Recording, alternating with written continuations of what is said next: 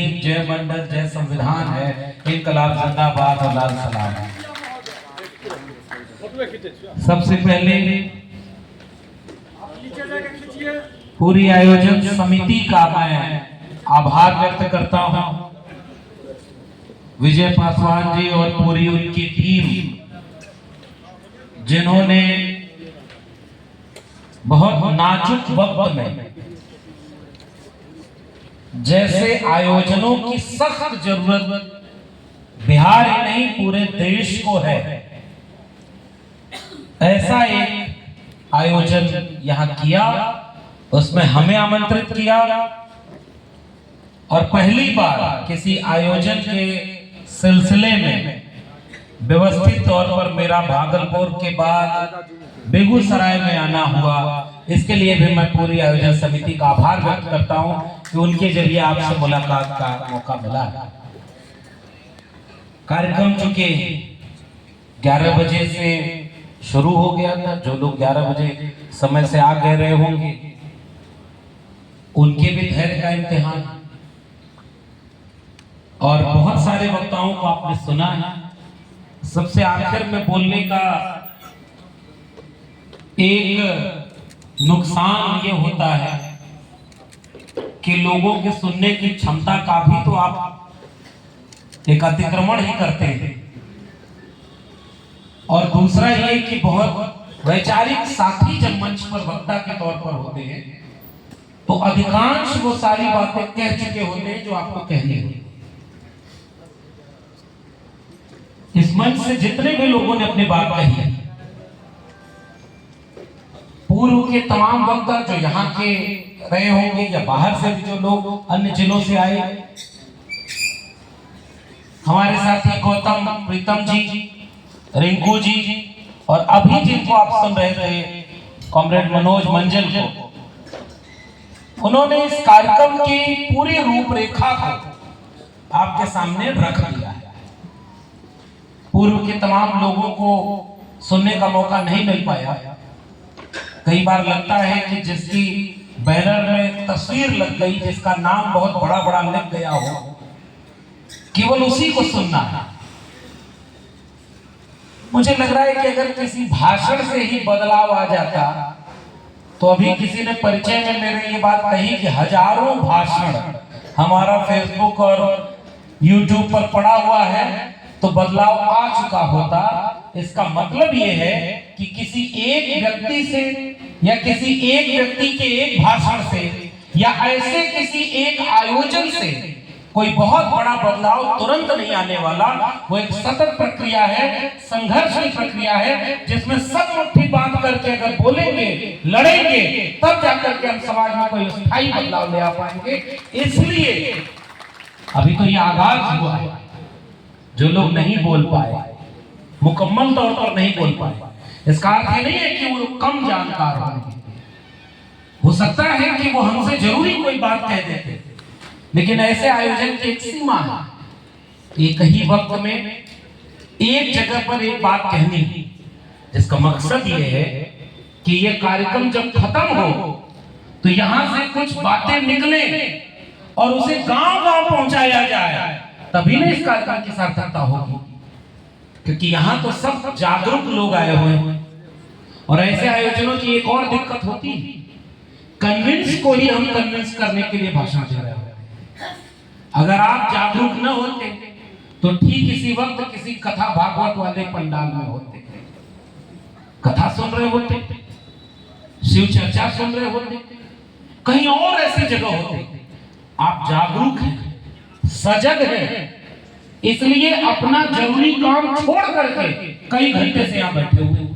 और मुझे नहीं लगता कि आयोजकों के पास इतना पैसा रहा होगा कि मुफ्त में गाड़ियां लगवाई गई होंगी गांव-गांव, और मुफ्त में आपको आना है और उसके बाद खाना है और जाते समय कोई, ऐसा तो कुछ नहीं हुआ। आप अपने पैसे से, अपने मन से, अपने विचार के कार्यक्रम में शामिल हुए। इसलिए इस आयोजन का प्राथमिक मकसद ये नहीं है कि हम आपको कोई नई बात, हम आपको कोई नया तथ्य या हम आपको कोई ऐसी बात बताने वाले जो आपको पता ना, और या उन वक्ता लोग भी ऐसी कोई नई बात नहीं बोलने वाले, और न ऐसे आयोजन का मेरे लिहाज से मकसद क्या होता है, जब विपरीत वक्त होता है, जब लगता है कि जिन ताकतों से हमारी लड़ाई है वो तो बहुत ताकतवर है, आज उनके पास सत्ता है, धन संपत्ति तो अकूत है, नोटबंदी का कितना फायदा हुआ देश को नहीं पता।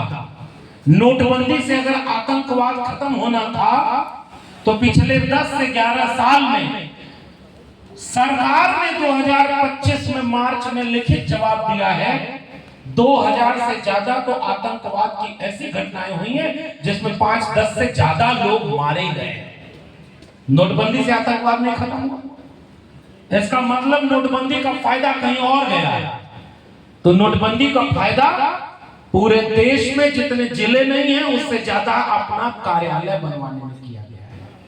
बेगूसराय में है कि नहीं उनका कार्यालय, बढ़िया होगा। अभी हम लोग जब मनोज मंजिल साहब जिस गेस्ट हाउस वहां पे रुके हुए थे सरकारी, वहां की हालत देखिएगा और जो उनका कार्यालय बना है उसकी हालत देख लीजिएगा, आपको समझ में आ जाएगा। सरकारी चीजों को बर्बाद करते जाओ और उनकी office 3 star 4 star 5 star hotel की तरह बन गई है। और उनके राष्ट्रीय अध्यक्ष ने पिछले साल प्रेस कॉन्फ्रेंस करके बोला था कि लगभग 600 650 700 जिले होंगे और 700 से ज्यादा उनकी ऑफिस बन गई। तो उतना पैसा तो आपके पास है। ऐसे विपरीत वक्त में पैसे की ताकत से कैसे लड़ेंगे? जिस वक्त मीडिया को जनतंत्र, लोकतंत्र और जनता के पक्ष में खड़ा होकर उस सच के लिए लिखना, लड़ना और लोगों को सच दिखाना था, जिसे सत्ता दबाती हो, जिसे सत्ता छिपाती हो, आज वो मीडिया किसके दरबार में दरबारी बन गया ये आप भी जानते हैं। टेलीविजन चैनल पर कोई आपके रोजमर्रा के जीवन का कोई विषय अगर प्राइम टाइम के डिबेट में आता हो तो हमको बताइए। क्या शिक्षा पर वहां कोई डिबेट होती है टेलीविजन पर? क्या रोजगार 45 साल 50 साल में सबसे ज्यादा नीचे रोजगार की दर है और बेरोजगारी सबसे चरम पर है? आपने डिबेट देखी है क्या? आपके देश में महंगाई इतनी बढ़ती है, बुनियादी मुद्दे जो रोज आपको प्रभावित करते हैं, उस पर टीवी आपके साथ नहीं खड़ा है, आपका अखबार आपके साथ नहीं खड़ा है, वो लोकतंत्र बचाने के लिए नहीं खड़ा है, वो उनके साथ खड़ा है जिनसे हमारी लड़ाई। तो आपके पास न पैसा ना आपके पास मीडिया जो सच की बात दिखाने का दावा करते, और उसके बाद उनके पास नोटबंदी का जो पैसा था केवल ऑफिस में खर्च नहीं हुआ, बहुत पैसा था ना, तो कुछ सांसद विधायक खरीदने में भी खर्च हुआ है, लोगों की सरकार पलटाने में भी खर्च हुआ है। और अपनी सरकार इस बार बैसाखी पर जो चल रही है उन बैसाखियों को मजबूत करने में भी खर्च हुआ है। नायडू से लेकर नीतीश जी तक सबको पता है कि किसकी पार्टी कैसे चल रही है और किसकी सरकार कैसे चल रही है। ऐसे आयोजनों का मकसद ये होता है कि पैसा आपके पास नहीं है जितना उनके पास है, मीडिया अखबार आपके पास नहीं है, सब उनके साथ है। तानाशाही जुल्म ज्यादती इतनी ज्यादा है कि जो बोलेगा उसे जेल में डाल दिया जाएगा, उसके ऊपर फर्जी मुकदमे कर दिए जाएंगे, उसे या तो खरीद लिया जाएगा, अगर बिकेगा नहीं तो डराया जाएगा जेल के नाम पर, मुकदमों के नाम पर, तब भी नहीं चुप हुआ तो मार दिया जाएगा। बिहार जब भी आता हूं तो बाबू जगदेव याद आते हैं कि पहली पीढ़ी के लोग मारे जाएंगे, दूसरी पीढ़ी के लोग जेल जाएंगे और तीसरी पीढ़ी के लोग राज करेंगे। और आज मैं देखता हूं कि तीनों पीढ़ी सामने हमारे, जेल भी जा रहे हैं, मारे भी जा रहे हैं और राज भी रहा है, और अभी नहीं है लेकिन किसी और रूप में तो है। आज भी बिहार की कुर्सी पर कौन बैठा है जो समाजवाद का सबक लोहिया से, जेपी से सीख कर आया था? वही ना कुर्सी पर बैठे हैं। अभी अटल बिहारी वाजपेयी जी के सपनों का भारत बिहार नहीं बना है। उप मुख्यमंत्री बयान याद है, अटल बिहारी वाजपेयी जी को सच्ची श्रद्धांजलि तब होगी जब बिहार की कुर्सी पर अपना एक मुख्यमंत्री बैठेगा। यह है बिहार की स्थिति। ऐसे वक्त में जब सारी परिस्थितियां आपके विपरीत चली जाएं, तब ये आयोजन एक दूसरे को हिम्मत देने के लिए होते हैं कि आप विचारों की इस लड़ाई में, संविधान बचाने की इस लड़ाई में, वंचितों शोषितों को हक अधिकार दिलाने की इस लड़ाई में आप अकेले नहीं खड़े हो, इतने लोगों का हुजूम आपके साथ है। ये इस कार्यक्रम की सबसे बड़ी ताकत है। ये मेरे हिसाब से आज के आयोजन का एक हिम्मत यहां से लेकर के बाहर जाने का है। इसीलिए इस तरह के आयोजन खत्म नहीं होते कि अभी 4 बजेगा, हमारी बात खत्म हुई, आयोजन खत्म हुआ। नहीं, जो बात रिंकू जी ने जिस खतरे से आगाह किया है बिहार के अंदर, जिस खतरे से आगाह किया गौतम प्रीतम ने और पुराने पहले के तमाम वक्ताओं ने, और बहुत विस्तार से जिस बात को अभी कॉमरेड मनोज मंजिल ने आपके सामने रख दिया है, मैं इन बातों को केवल एक जगह करके उनसे सहमति दर्ज करते हुए आपको थोड़ी सी कुछ बातें इसीलिए कहना चाहता हूं कि जब ये आयोजन खत्म हो, इससे बाहर निकलिएगा, तब असली काम शुरू होगा। मैं अभी बेगूसराय आने के क्रम में गूगल करने बैठ गया कि बेगूसराय के सांसद कौन कौन बने आज तक, और 1951-52 से लेकर 1996 तक कौन सांसद थे बेगूसराय के लोग ज्यादा अच्छे जानते हैं। मेरे सामने पूरी लिस्ट है। एक आध बार 1996 या 98 में एक बार महतो जी बने, 96 में, 98 में, और बेगूसराय से नहीं। अच्छा, लोकसभा का नाम कुछ और था, लेकिन उसमें ये भी आता है 2 लोकसभा का। उसके बाद फिर कोई और बनता चला गया। और अभी कौन है 2024 में? नाम नहीं लेना है, काम से आप हरकत से समझ जाएंगे कि कौन आपका प्रतिनिधि। यहाँ इस वैचारिक मंच पर अगर हम नाम लेंगे तो बिरसा, फूले, अंबेडकर, पेरियार, जगदेव, कर्पूरी और मंडल का नाम लेंगे, और किसी को उसके लायक हम नहीं समझते। लेकिन खतरे से आगाह आपको कराना चाहते हैं, इसलिए इशारों में बात समझ जाइए। जो प्रतिनिधित्व करता है वो संसद भवन में बैठकर क्या काम करता है पता है? किसी भी विपक्ष के सांसद को जब बोलने के लिए खड़ा होता है तो वो जैसे नहीं, कुछ लोग होते हैं खेलब न खेले दे खेलवे बिगाड़ब, ट्रोल, आजकल सोशल मीडिया पर एक शब्द चलता है ट्रोल करना। इस कार्यक्रम को छेड़ो, जैसे कार्यक्रम होने वाला है तो विजय पासवान जी के बारे में अफवाह फैला दो पूरे बेगूसराय में, अरे वो तो ठीक आदमी नहीं है, अरे वो तो गड़बड़ है। फिर आयोजन समिति के किसी दूसरे आदमी के बारे में कोई और झूठ फैला दो, फिर तीसरे आदमी के लिए कोई और कहानी, ताकि कार्यक्रम फेल हो जाए। ऐसा होता है कि नहीं होता है?